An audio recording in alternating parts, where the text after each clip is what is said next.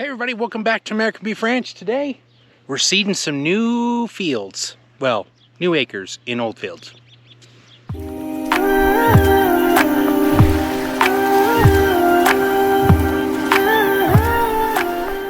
Hey everybody, welcome back to American Beef Ranch. My name is Jesse. Today we are going to be taking the International Harvester 6588 tractor, the John Deere 8100 grain drill that's about 12 foot wide with that small seed box right there, and a roller harrow. We're going to be planting some acres. So I've been talking, you guys should check out the shorts. If you haven't checked out the shorts, you should check out the shorts about ABR2 adding 6 acres. Well, I've been picking rock in it. My dad came and helped me pick some rock in it, and we're ready to plant about 3/4 of the acres that I'm planning on adding. The reason I want to get them planted today is because I need to start my pivot to get the water back on this ground so we keep this stuff growing and we can get the new stuff growing. And then that pivot's going to move around there pretty slowly. It's probably going to take 2 or 3 days. And then by the time the pivot gets around to the last spot, hopefully we have the rocks picked and planted. And if not, we'll just get it a little bit later. But anyway, that's what we're working on today. So I need to quit jibber jabbering, and I've got to get this grain drill loaded up with seed. Okay, so like I said, this is a John Deere 8100 old school grain drill. Basically what we're going to set it up to do is co-plant. So what we're doing is we're planting 35 pounds an acre of oats and 25 pounds an acre of alfalfa. The reason that I like to plant oats and alfalfa together is because the oats come up pretty quick. And within a typical cutting of hay in Idaho, which is about between 28 and 35 days every time, that's how it works here because we're in a 4-cut system typically, the oats will be able to get to pretty much not full maturity, but to the point where they have the highest forage content. And then when we cut the oats out, that alfalfa's had time to get started in the ground, and then it's able to come up right behind the oats and fill the place of the oats. So I almost always plant oats and alfalfa together. It's just smart because I get an extra crop. I get an extra, however many tons of hay. And oats typically can ton really well on ground. I have been advised this time, changing it up a little bit. I'm doing 35 pounds to 25 pounds. In the past, I've done 100 pounds to 25 pounds, and I haven't had any problems with that. But the seed, one of the seed people advised me on doing that because he's like, really, you won't see that big of a loss in your tonnage on oats, and it should help the alfalfa establish a little bit better. So that's what we're gonna do. The alfalfa is very small seed, so it's gonna go in these small seed boxes. And so I think we're gonna go ahead and put 2 bags of alfalfa in, and then we're gonna fill up the grain box with about 3 bags of oats. So so this seed is good for organic production. I got it from my local seed dealer, Northwest Seed in Hazleton, Idaho. This is called Sundance 3. It only has a nitrogen gold coating, which meets organic specs. If you didn't know, that's what meets organic specs, is you can either have raw seed or nitrogen golds. And you'll notice the oats are also uncoated, just regular old oats. So go ahead and show you guys. Most legume seeds are pretty small, and you guys can see those seeds are pretty small. So 25 pounds an acre, you're still putting out a lot of seeds.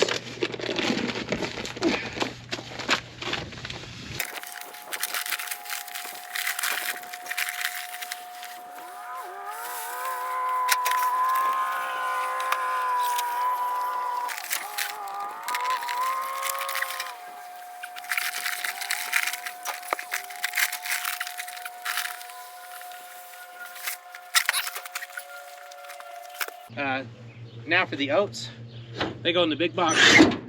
So I already have some oats in here, so I'll probably only put 2 bags in, basically just to even it out. And these are just uncoated, non-GMO oats, so they meet the organic requirements.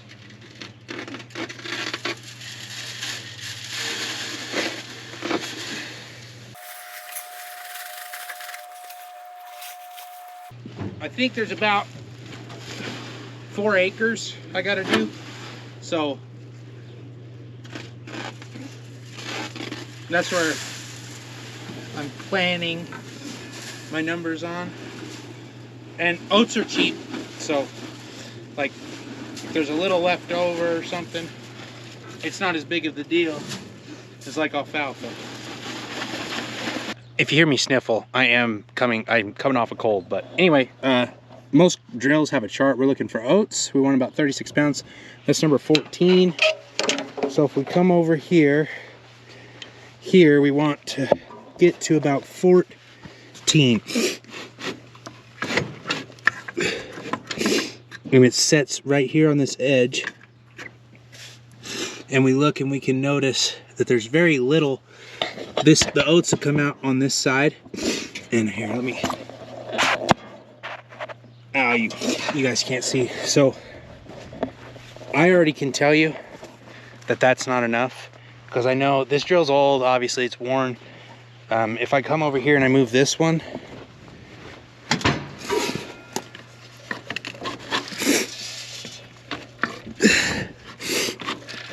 there's a lot more showing of the roller.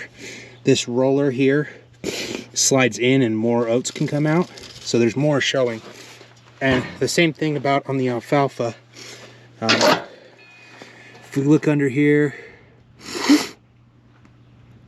let's see, alfalfa, we want number 10 or 12, so probably 11. So that was all the way up at 16. And then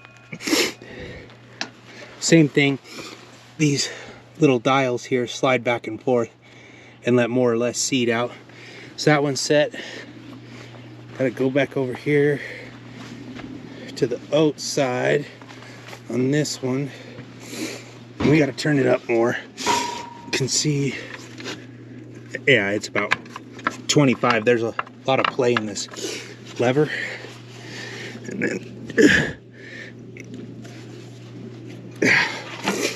give me 1 second. I gotta loosen this wing nut, slide this guy over.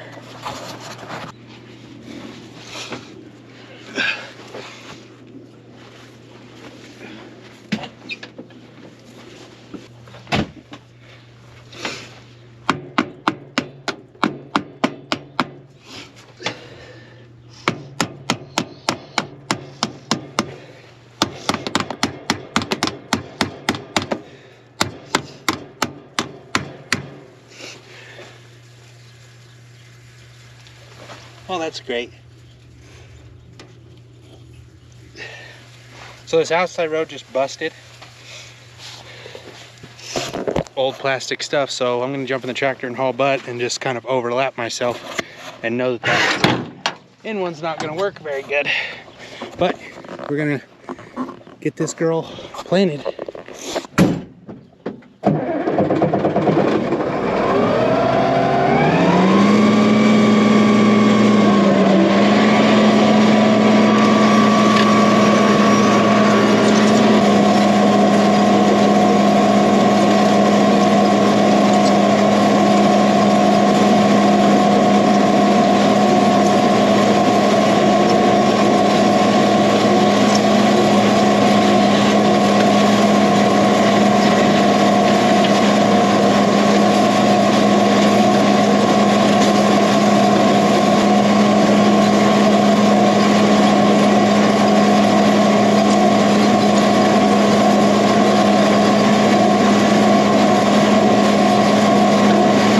Well, we got a whole bunch of we got it all planted, and now later I can come back and start my pivot. We even beat the rain today.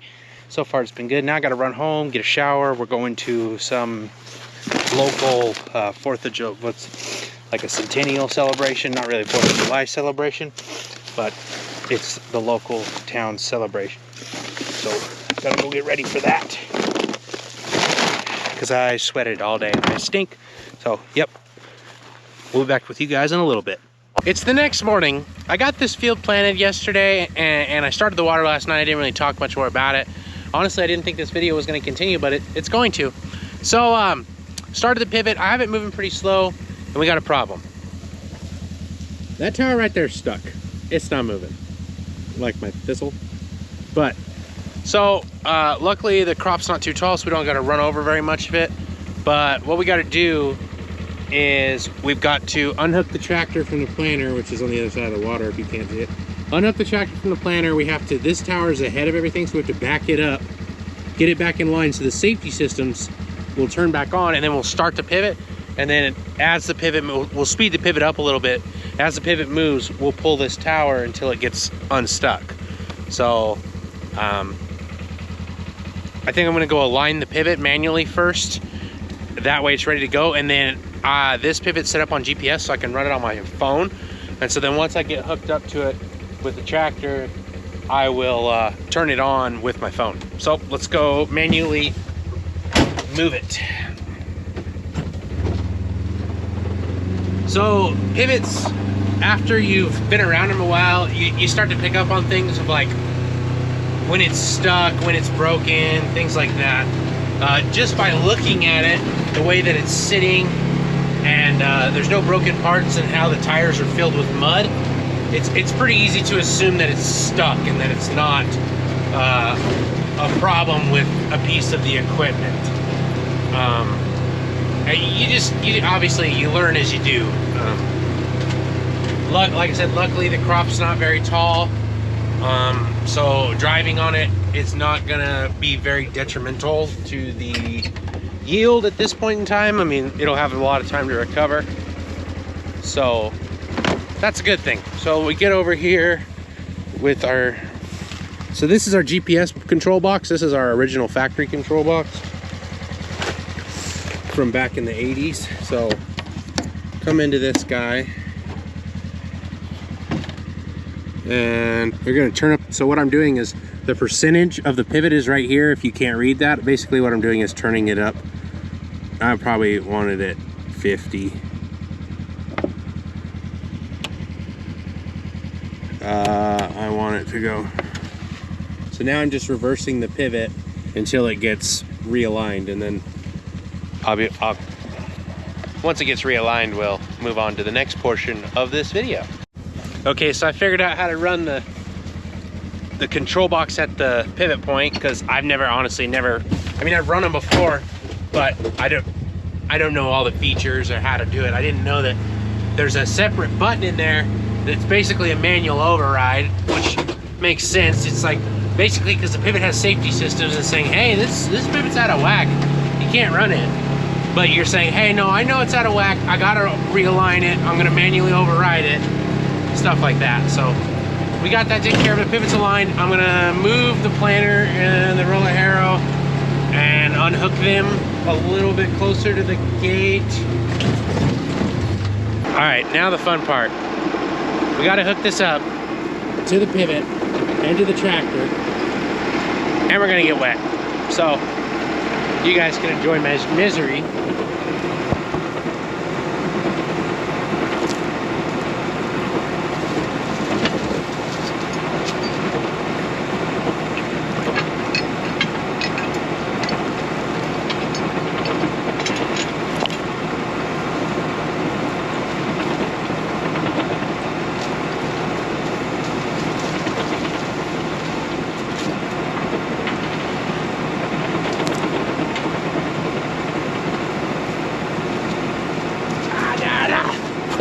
Okay, so now I'm gonna tighten the chain up, back her down quite a few years. Okay, so we're gonna tighten the chain up.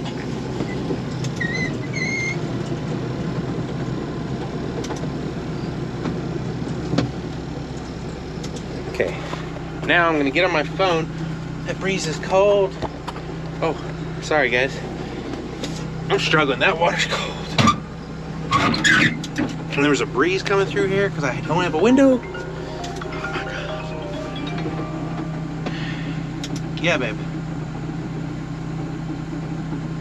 Yeah.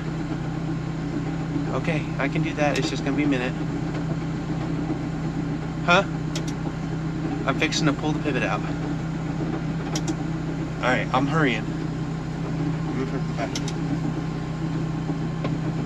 Your wife always calls at the wrong time.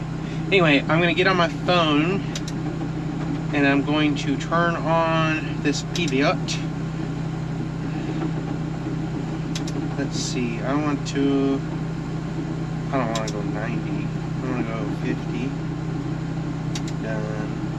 Apply.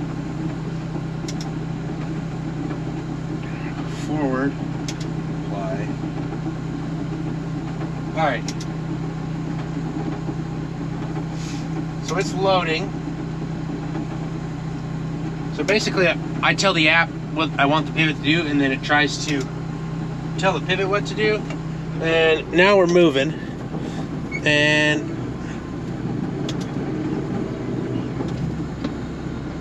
we're just gonna go ahead and pull the pivot out.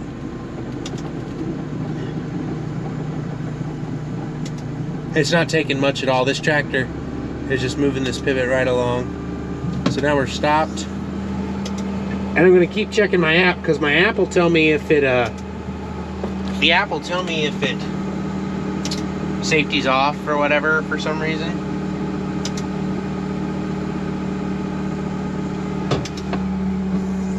But I can watch the end tower and see when the end tower moves. And then I know the second tower moves pretty consistently with the end tower. Not quite as much, right? But, you know, it's moving.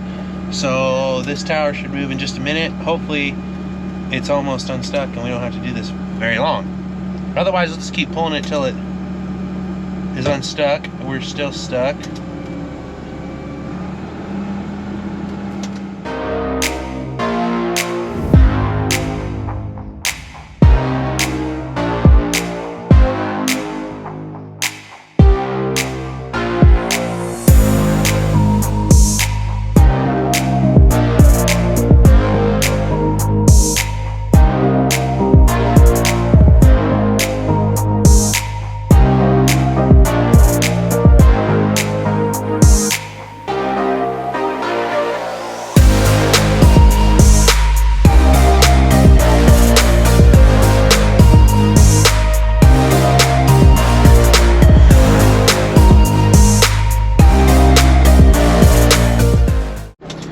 Okay, so now I got it out of that hole and it's moving pretty good. I'm just gonna watch it for a few more minutes, make sure it's moving. And then if it's still moving in a few minutes, probably just gonna turn it back down, let it go. There's a little hole right there. It's right before it goes up a hill where it got stuck. So, I mean, that happens. Especially, I have it turned pretty slow. It seems like once you get a pivot and a pattern, it's fine. But sometimes getting them started can be difficult after they've been shut off for a little while. We shut it off at first cutting, so there is that. And then we've changed the dynamic of the field, and not that the pivot has been in any of that yet, but you know, running over the pivot tracks and things like that cause more dirt to fall in them, making more mud, so things get stuck. I'm just gonna watch it for a few minutes, and then I see a couple cows I gotta go get in, and then that may be all for today. Maybe. Okay, so went to family picnic. It was great. Saw some family I haven't seen in a long time. It was a great time. Come driving up the road to go home, and there's a cow in one of the hay fields. So we're gonna run down here real quick. We're gonna get this cow put up, try to figure out where it got out at. I think they're walking across one of the cattle guards. So I'm gonna have to do something about that. It just, I can't have them in the hay fields, right? You can't do it. It's gonna affect your bottom line. I also see maybe a couple other things I need to work on, but maybe not right now. So we're gonna run down here, get this cow put in.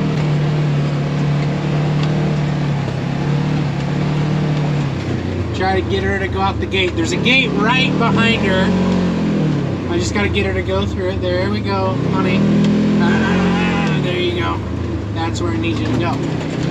So that's the gate she needs to go out of. I'm just gonna push. Push, push, push, push, push, push, push, push, push. I think she knows right where to go, so that's good. This way works. Honestly, this is probably better. We got some thistles we're gonna mow. Mown cows, mown, mown, mown.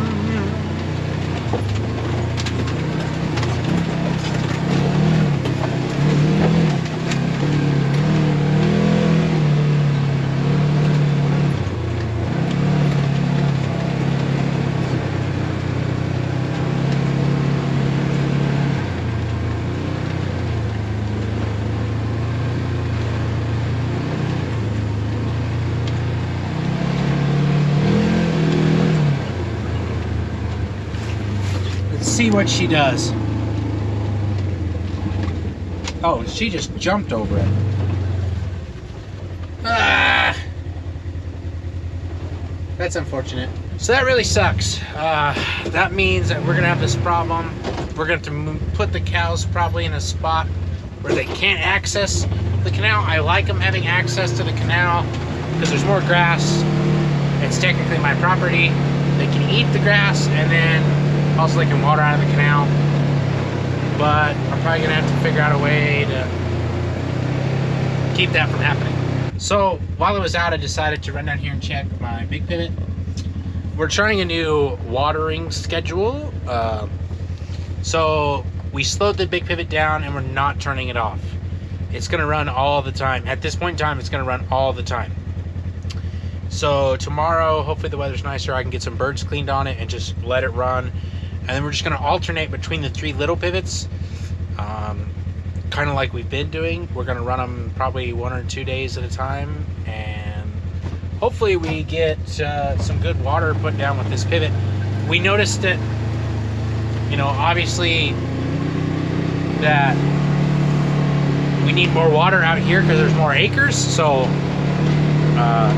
let's see if we can do it. We tried it with the most difficult combination of pivots to run, and it worked.